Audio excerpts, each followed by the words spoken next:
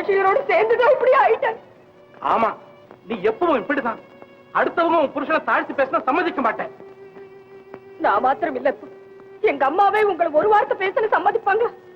இது எனக்கு மட்டும் இல்லை, பெண் இனத்துக்கே பரம்பரையான பண்பு.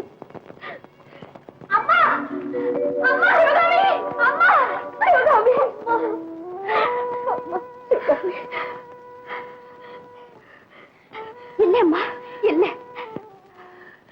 அம்மா பெத்த பெண்ணோட வாழ்வுக்காக கட்டிய கணவனையை எதிர்த்து போராடிய தெய்வமே, உன் மாதிரி தாய் எல்லா பெண்களுக்கு கிடைச்ச பெண்ணினமே பேரின்பம் பெற்று விளங்கும். அது மட்டும் இல்ல சிவகாமி, உன்னை போலவே எல்லா பெண்களும் தான் நினைச்சவனையே கடைசி வரை கைப்பிடிக்கணுங்கிற மன உறுதியோடு இருந்தா எந்த தாயும் கண்ணீர் வடிக்க வேண்டிய அவசியமே வராது. சரி சரி, இது பேச நேரம் இல்ல. உன் புருஷன் வர்றதுக்குள்ள சிவகாமிக்கும் டாக்டருக்கும் கல்யாணத்தை முடிச்சிடுவான். இல்லப்பா இல்ல, கட்ட கணவர் உயிரோடு இருக்கும்போது அவரை தள்ளி வச்சுட்டு நான் மட்டும் இந்த கல்யாணத்தை நடத்தினேன். ஒரு உலகம் என்னை மதிக்காது, தாய் குலமே என்னை மன்னிக்காது. அம்மா கண்ணை கொடுத்து உடனே கண்ணை பறிக்கிற மாதிரி அப்பா கிட்ட இருந்து என்னை காப்பாத்திட்டு வந்து மறுபடியும் அவர்கிட்ட ஒப்படைக்க போறியா? இதுதான் தாய் செய்யற கடமையா? நீ நினைக்கிறது தப்பு சிவகாமி. ஒரு தாய்க்கு 2 கடமை இருக்கு.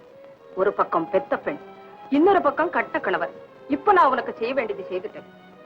இனி போலீஸ்ல ரிப்போர்ட் கொடுத்ததுனால புண்பட்டு போயிருக்கிற என் கணவரை சந்திச்சு கெஞ்சி மன்னிப்பு கேட்டு எப்படியா அவரை இங்க அழைச்சுக்கிட்டு வந்ததா இந்த கல்யாணத்தை நடத்தணும். அம்மா சிவகாமி, நீ கட்ட போற மாங்கல்யத்துக்காக பாடுபடுறேன், நான் கட்டின மாங்கல்யத்தை காப்பாத்துறதுக்காக பாடுபடுறேன். என்னை தடுக்காது. அம்மா அம்மா, ஐயாவை போலீஸ் கைது செய்து கூட்டிக்கிட்டு போய்